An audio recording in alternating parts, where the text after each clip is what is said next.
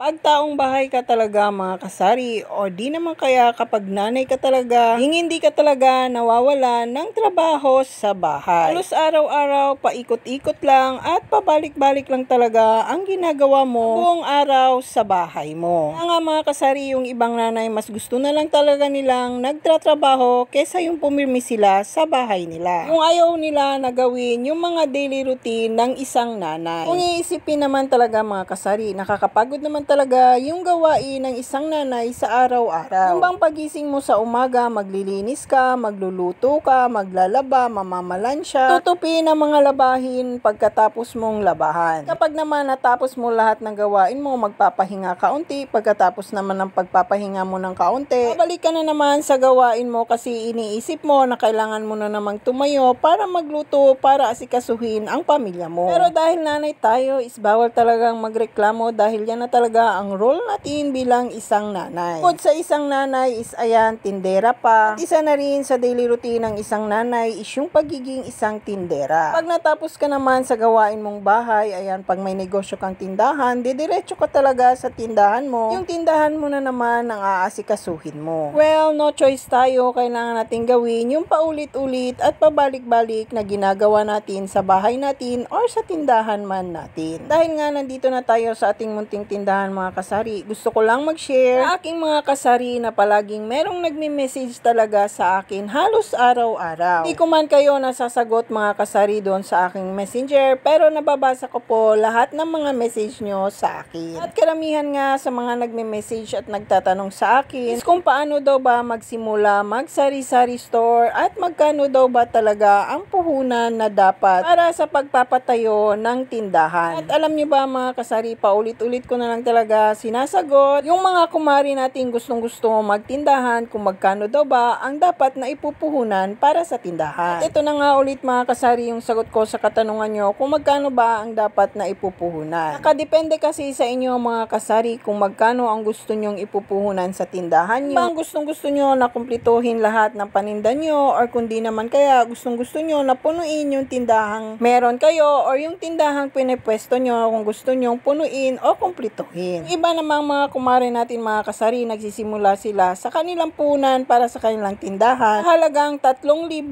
hanggang 5,000. Di man kompleto at hindi sapat yung puhunang nilagay nila sa tindahan nila, pero nasa diskarte nila kung paano nila hawakan or palalaguin yung puhunang meron sila. Sa mga nagsisimula kasi mga kasari, pag konti lang yung nagiging puhunan, ang diskarte nila, ang binibili lang talaga nila is yung mga basic needs na araw-araw na hinahanap ng mga kapitbahay nila. Tulad ng mga kape, itlog, asukar, gatas, tika, chichirya, candy, biskuit, mga dilata at mga sabon. Syempre, the rest na hindi pa nabibili at di pa kaya ng ating budget mga kasari is paunti-unti na lang natin bibilin at magdadagdag ng paunti-unti kapag kumita na yung punang ilagay natin sa ating munting tindahan. Kasi mga kasari, yun yung paninimulang ginagawa ng iba nating mga kumare at nagiging sari-sari store owner na paunti-unti at nagdadagdag sila galing sa mga benta ng kanilang tindahan kung saan nagsimula sila sa halaga 1,000 or di kaya naman 5,000. At naman tayo mga kasari na nagsisimula sa maliit hanggang sa lumaki kung alam naman nating hawakan at paluguin yung perang meron tayo para sa ating negosyo. Kung kaya nyo naman kumplituhin yung tindahan yung mga kasari, ang masasuggest ko na puhunan, kayang-kaya nyo para sa tindahan nyo is maganda siguro kayo ng 50,000 to 80,000 makukumpleto na ang tindahang meron kayo. O siya mga kasari, ayan, nasagot ko na naman yung mga katanungan nyo kung magkano nga ba ang dapat na ipupuhunan para sa isang sari-sari store. At ayan mga kasari, napahaba na naman talaga itong voice over ko at nakakapagod na at nakakangawit sa bunganga. O siya, hanggang dito na lang mga kasari at more blessings sa ating lahat and more benta. God bless po. Bye-bye.